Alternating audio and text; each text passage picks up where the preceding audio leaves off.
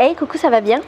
Alors, hier soir, j'avais une discussion avec Farid et on en est venu à parler d'argent parce que il m'a prêté de l'argent pour pouvoir acheter ma maison, tout ça. Et donc, on parlait d'argent et puis on parlait de la manière dont lui, il utilisait son argent, la manière dont moi, j'utilisais mon argent. Et j'ai eu envie un peu de partager avec toi mes réflexions sur ça. Je ne sais pas si c'est des réflexions, mais en tout cas, voilà, expliquer comment je gère mon argent, comment je l'utilise, qu'est-ce que j'en fais, où il va. Parce que je crois que c'est important en fait de parler de ce sujet dont on ne parle pas beaucoup. Et c'est important de partager ce genre de choses pour lesquelles on ne reçoit pas forcément une éducation. Moi, par exemple, je n'ai pas reçu une éducation à l'argent dans ma vie, peut-être parce que je viens d'une famille assez pauvre et que dans les milieux que je fréquente, on n'a pas d'éducation à l'argent. Je ne prétends pas faire une éducation à l'argent, bien entendu, mais j'aimerais peut-être donner des clés pour des personnes qui se posent des questions sur comment gérer leur argent ou aider des femmes qui également se posent des questions sur comment on vit avec, comment on gère son argent quand on est seul, enfin bref, voilà. Déjà pour commencer, j'aimerais te dire ce que représente pour moi l'argent. Déjà, l'argent n'a jamais été pour moi un but. C'est-à-dire que ce n'est pas mon moteur dans la vie. Il y a beaucoup de gens pour lesquels ça l'est et c'est très bien, c'est une manière d'envisager les choses différentes. L'argent n'est pas mon moteur et quand je dois prendre des décisions avec d'un côté par exemple la valeur argent et d'un autre côté d'autres valeurs qui me sont plus propres, par exemple l'éthique, le partage, la passion, ce genre de choses, et je vais plutôt aller vers cette partie-là. Donc tous les choix que j'ai faits dans ma vie n'ont jamais été guidés par l'argent. Et comment je vois l'argent aujourd'hui dans ma vie à 38 ans, je ne le vois plus comme une nécessité, peut-être que parce que je suis arrivée à un âge de ma vie où je gagne mon argent suffisamment pour que je ne sois plus au stade où l'argent est la nécessité qui me permet de couvrir mes besoins premiers. L'argent pour moi est une énergie qui circule et dont on peut faire des choses bien ou moins bien. Et ça, c'est propre à chacun. C'est une énergie qui peut permettre de créer plein de choses, de créer de beaux projets, d'aider plein de gens et en même temps de s'aider soi-même à avoir une vie confortable.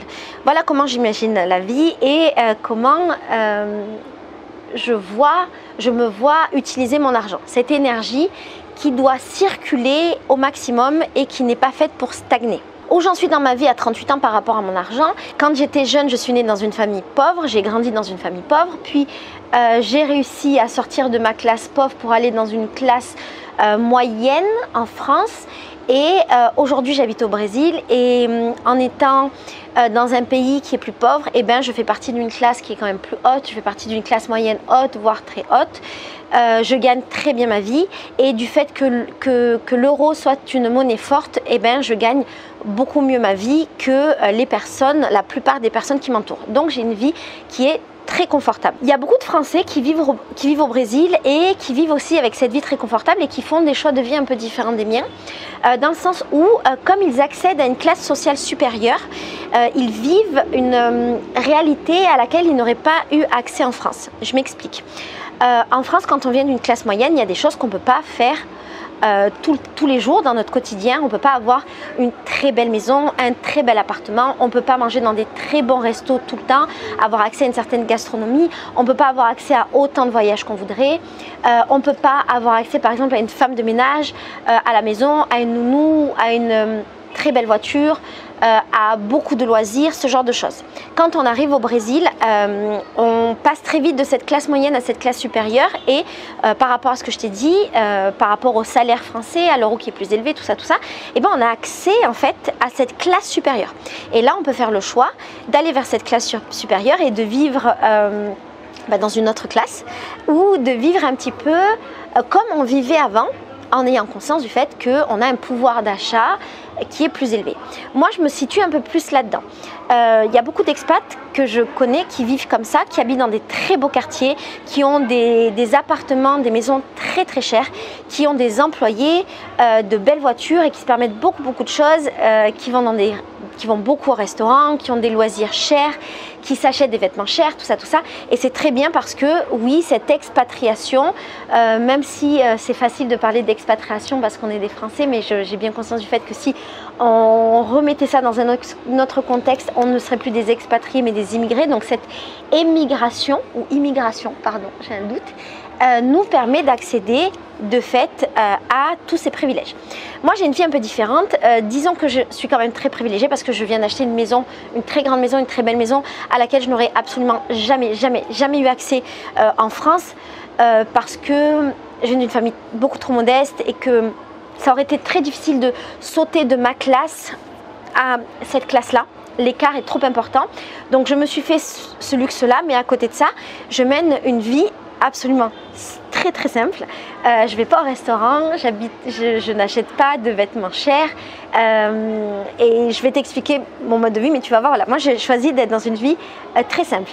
Je t'explique ça pour que tu puisses contextualiser et comprendre un petit peu dans mon mode de vie comment je gère mon argent, où va mon argent et quels ont été mes choix financiers. Peut-être que je n'ai pas ce mode de vie là parce que l'aspect matériel, encore une fois, c'est pas un moteur pour moi. Tu vois, je te disais en début de vidéo que l'argent c'était pas un moteur, et ben l'aspect matériel, les choses qui se montrent ne sont pas non plus quelque chose d'important dans ma vie.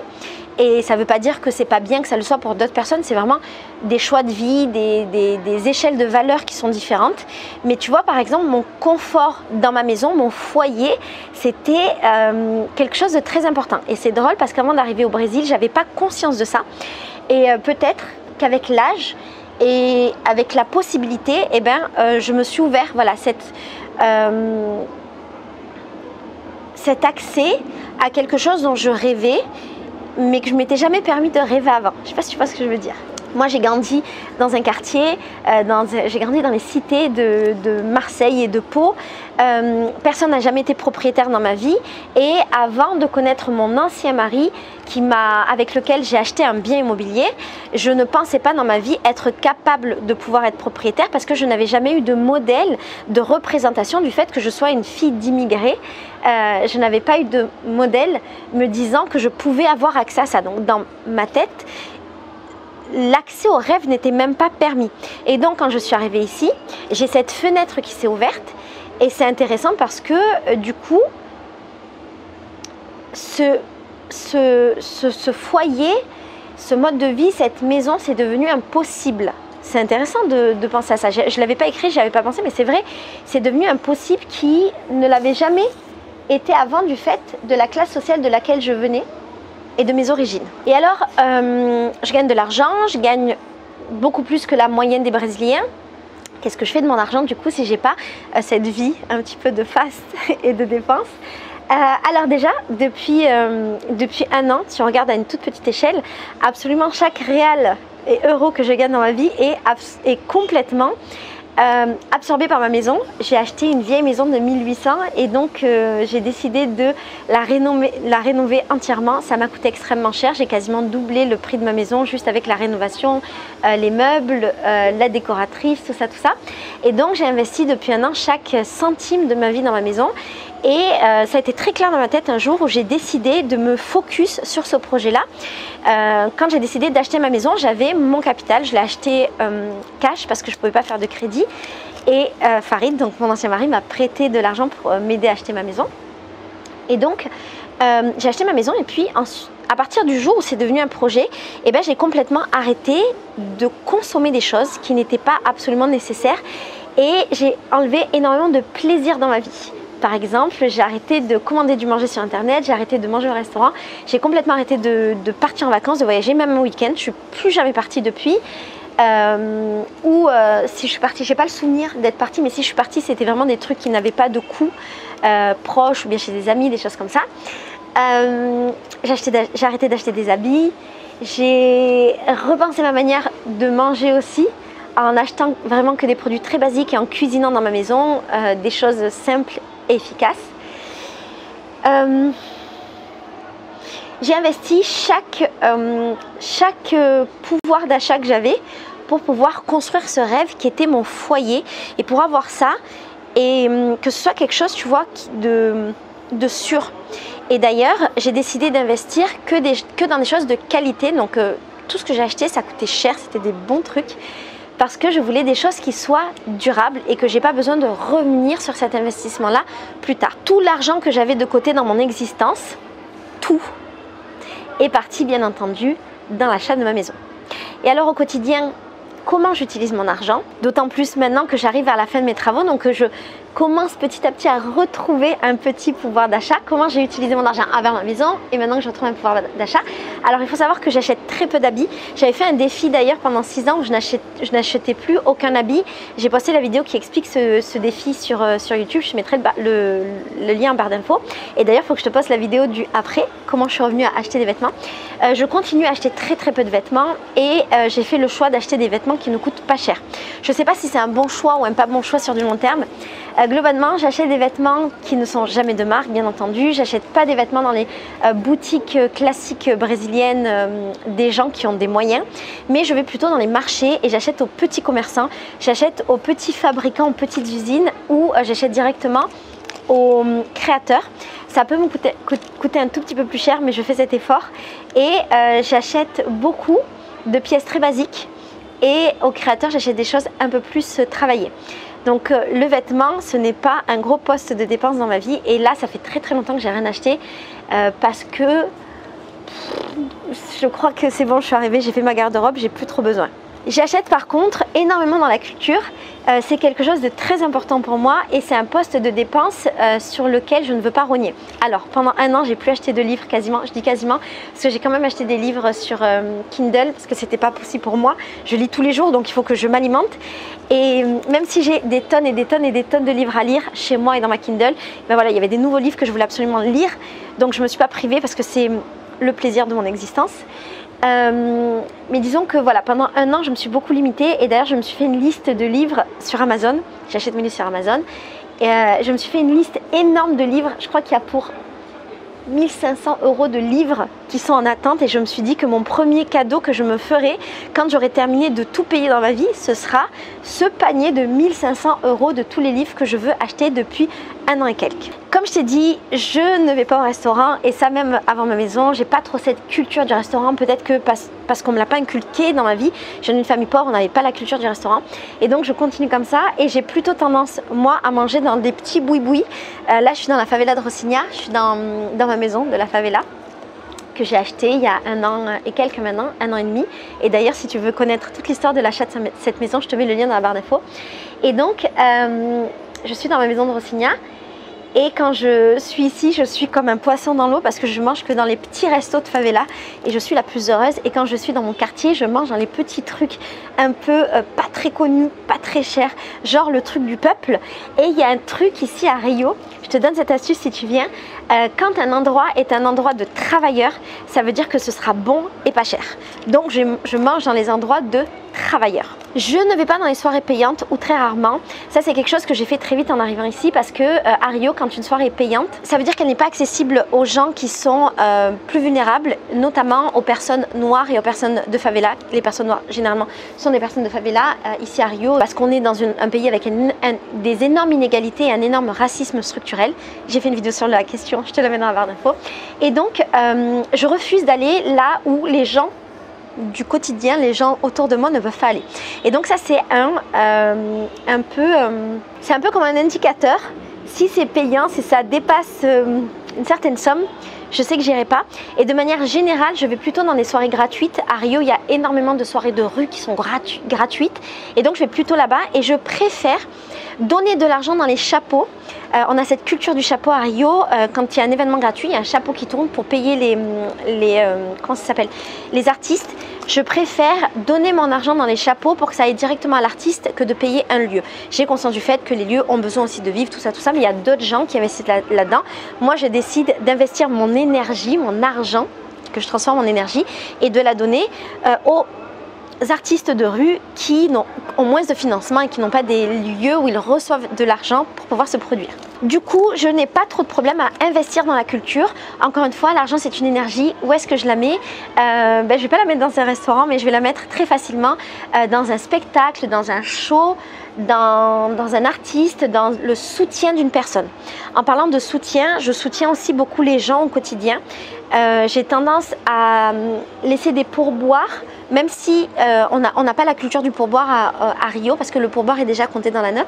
Donc moi je laisse très facilement des pourboires. J'arrondis aussi très facilement, surtout quand j'achète dans la rue. Il faut savoir qu'ici les gens qui vendent dans la rue, ce sont des gens qui sont en grande vulnérabilité, qui sont souvent très pauvres. Donc si j'achète à manger, à boire, n'importe quoi dans la rue, que ça coûte 6 réals ou 8 réals, je vais toujours donner 10 et je vais toujours arrondir pour aider les personnes. Ou bien il peut m'arriver d'acheter tout le stock d'une personne pour qu'elle puisse rentrer chez elle, se reposer et ne rien avoir à vendre. Et comme c'est très accessible pour moi, au final c'est pas un gros effort financier. Pour la personne ça représente beaucoup. Et donc cet argent qui est encore une fois une énergie sert à créer quelque chose de chouette. Je fais également beaucoup de cadeaux. Mon argent, c'est vrai qu'une grande partie est utilisée pour ça. J'adore faire des cadeaux aux gens. J'allais dire c'est ma passion dans la vie, mais j'avoue c'est vrai, quand j'étais jeune je voulais être Mère Noël. C'était un vrai métier que j'envisageais. J'adore faire des cadeaux et j'ai toujours eu cette habitude d'utiliser une partie de mon argent pour faire des cadeaux aux gens autour de moi.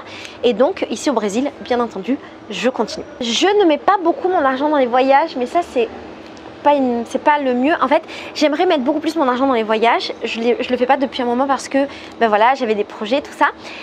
Mais avant, je le faisais un peu plus. Maintenant, j'ai envie de le refaire. J'ai envie d'investir mon argent dans les voyages, de voyager dans le Brésil. J'ai pas forcément envie de prendre des avions.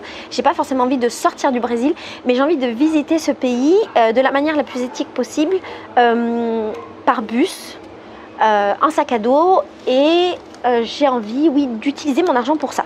Un truc que je fais pas non plus, je ne bois pas d'argent et je ne me drogue pas. C'est important de le préciser parce que ça peut être un gros poste de dépense pour des gens. Par exemple, Leandro, mon mec, boit. C'est un Brésilien, donc il boit beaucoup de bière. Quand il sort, il boit, machin. Et en vrai, quand on calcule, c'est un énorme poste de dépense dans sa vie. Les filles qui sont en vacances chez moi, elles boivent aussi dehors quand elles sont en soirée. Je connais des gens qui se droguent également. C'est un vrai poste de dépense. Bon, ça l'est pas du tout pour moi. Ça me fait faire des économies énorme. Je bois que de l'eau, je suis hyper économique. Également, en parlant de ça, j'y ai pas pensé, mais je viens de penser maintenant, je mange pas de viande et je suis végétarienne et en vrai, ça permet énormément de faire des économies parce que la viande c'est cher qu'on soit dehors ou qu'on l'achète pour nous. Et ici au Brésil, avec l'inflation, la viande est devenue super chère et donc moi j'ai pas trop ce poste de dépense. J'achète des fruits, des légumes, des produits ultra basiques. J'achète des pâtes, du riz généralement. Par contre, ce que je me permets, c'est parfois, et j'avais fait une vidéo sur la question d'ailleurs, que je te mettrai dans la barre d'infos si ça t'intéresse, je me permets de m'acheter des produits de bonne qualité, des produits importés parce que c'est assez dur pour moi de vivre dans un autre pays, de ne pas avoir accès à une cuisine que j'ai l'habitude, à des goûts que j'ai l'habitude d'avoir, donc je me permets d'acheter par exemple des sauces tomates qui sont chères, des pâtes de marque italienne, parce que le manger, je me suis rendu compte que c'était une énorme source de bonheur et de satisfaction dans la vie, et mon argent je veux le dépenser pour ça, pour des choses qui me rendent heureuse. Qu'est-ce qui me rend heureuse? Manger, et bien manger. Mais pour autant, j'ai pas le truc du restaurant. C'est marrant, j'ai pas le truc du restaurant parce que le restaurant ne me rend pas spécialement heureuse. Voilà. Mais par contre, une bonne huile d'olive, ça fait mon bonheur. Ce que je fais aussi beaucoup avec mon argent, et ça revient à la question de l'énergie, qu'est-ce qu'on fait de notre argent? Eh bien, je participe à beaucoup de projets associatifs, de projets sociaux au Brésil. Je crée beaucoup de projets. C'est quelque chose dont je ne parle pas forcément sur ma chaîne. Peut-être que j'en parlerai un jour. En gros, j'ai une association qui fait plein de trucs. Et d'ailleurs, à un moment donné, je pense que je créerai un Instagram pour un peu répertorier tous les projets que j'ai montés ou que j'ai aidés depuis que je suis au Brésil. J'ai cette association qui fait plein de choses et donc il y a une bonne partie de mes revenus, des revenus que je tire de mes entreprises, donc mes revenus personnels également, qui sont dédiés tous les mois à des projets ou à aider des personnes. Ah oui, un truc où je dépense mon argent, c'est dans le carnaval, pas tant que ça, mais quand même, parce que j'achète des costumes de carnaval, j'achète des vêtements, j'achète des accessoires, j'achète des paillettes par milliers. Je sais que c'est pas écologique, mais pour l'instant, j'ai pas encore de meilleure solution. En tout cas, j'ai déjà trop de paillettes pour pouvoir passer à des paillettes écologiques. C'est un autre débat. Je te ferai une vidéo sur le sujet un jour. Bref, j'investis beaucoup dans le carnaval parce que c'est une source de bonheur. Et d'ailleurs, une grande partie de mon argent va pour tous mes entraînements, pour tous mes cours Et c'est vrai que c'est un gros poste de dépense. Je paye pour faire partie de mes blocos de carnaval. J'achète des instruments, j'achète des costumes de carnaval. Et ça représente énormément d'argent tous les mois. J'essaye un petit peu de me limiter, mais c'est réellement mon plaisir dans la vie en fait. Je vis par et pour le carnaval, c'est une grosse partie de mon existence à Rio. Et donc je préfère, tu vois, avoir moins de postes de dépenses, ne pas m'acheter de vêtements, mais pouvoir faire partie d'un bloco de carnaval qui me rend heureuse et payer mon abonnement tous les mois pour en faire partie. Je parlais avec Farid de l'argent parce que depuis un an également, je dépense très peu d'argent parce que j'ai hyper conscience du fait que je dois de l'argent. Et pour moi, c'est très important à partir du moment où je dois de l'argent que je ne m'accorde pas certains plaisirs. Je t'explique. Il m'arrive de voir des gens qui me doivent de l'argent pour différentes raisons, de l'argent que j'ai prêté ou un service que j'ai rendu dans le cadre de mon travail.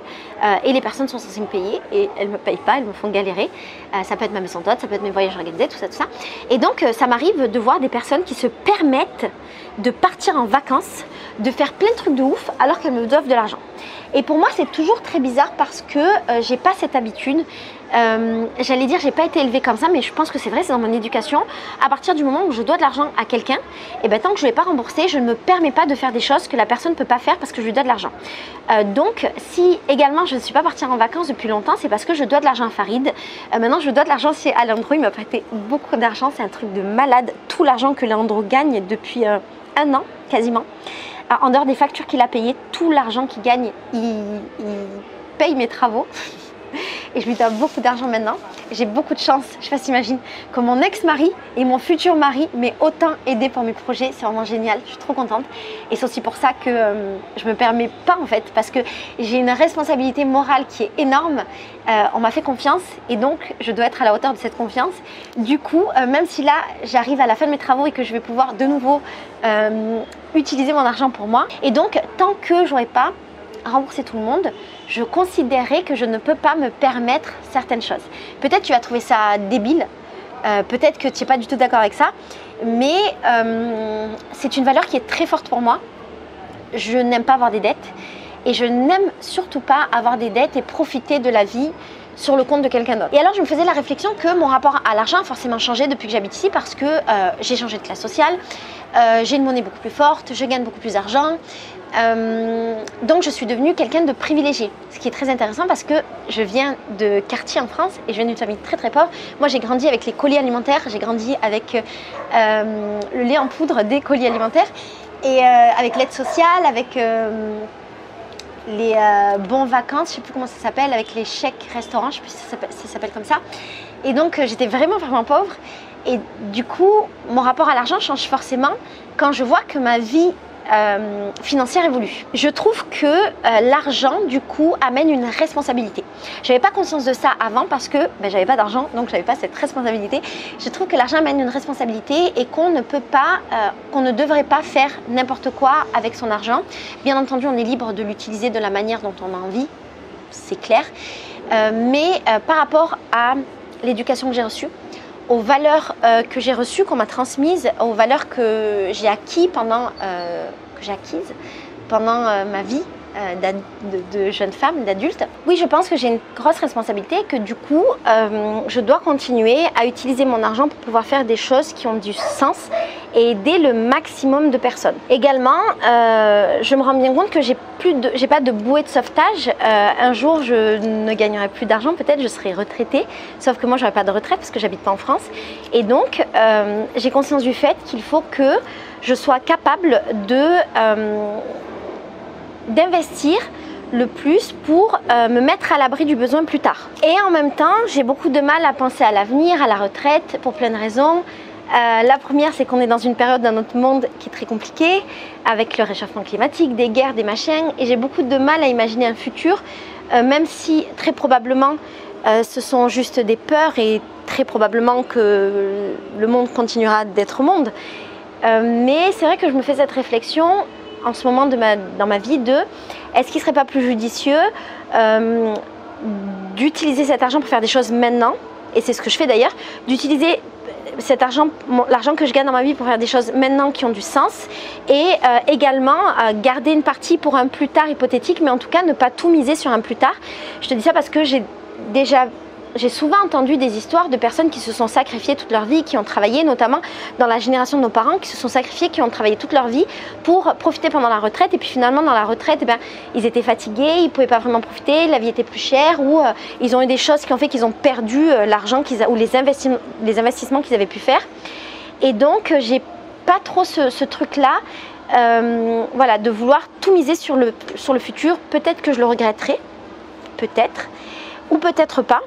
Et je suis plus pour le peut-être pas que le peut-être. J'espère que tu as compris ce que je voulais dire. Je suis désolée si c'est pas super clair. En tout cas, j'ai envie d'utiliser mon argent, de continuer à gagner de l'argent, de continuer à bien gagner ma vie pour utiliser cet argent pour monter des choses, créer des choses. J'ai envie d'investir. J'ai envie d'investir dans l'immobilier, j'ai envie d'investir dans de l'humain, d'aider des personnes à réussir.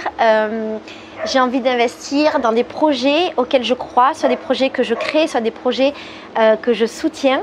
J'ai envie que mon argent soit une énergie qui circule le plus longtemps possible et que quand dans quelques années je fasse un bilan de ma vie, quand on fait un bilan de sa vie, on fait aussi un bilan de son argent, de ce qu'on a fait, de sa vie, de ce qu'on a créé, donc de sa capacité financière à créer des choses.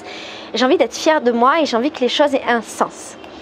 Et si je ne suis pas guidée par la valeur argent, et bien tous les choix que je fais sont guidés par la valeur sens. Et là, ça marche. Du coup, maintenant que les 1 an sont passés, bientôt j'aurai fini de rembourser tout le monde, qu'est-ce que je vais faire? Je vais continuer à travailler le plus longtemps possible parce que j'adore travailler. Je vais continuer à investir dans l'immobilier, c'est mon but, pour garantir cette partie du futur. Voilà, j'aimerais bien plus tard vivre des loyers que j'aurai, de l'immobilier dans lequel j'aurai investi. Je veux continuer à investir dans des projets, je veux monter des projets. Je veux continuer à investir sur moi-même dans le sens où à faire des choses qui me remplissent et qui ont du sens, qui me rendent heureuse, apprendre des choses, m'instruire, acheter de la culture, acheter des livres. Un des premiers achats que je vais faire, je te l'ai dit, c'est mon panier Amazon de 1500 € de livres qui sera peut-être à 2000 € quand j'aurai fini. Plus tard, j'aimerais bien peut-être créer, plus tard, dans le long futur d'après, j'aimerais bien créer un truc culturel dans ma maison.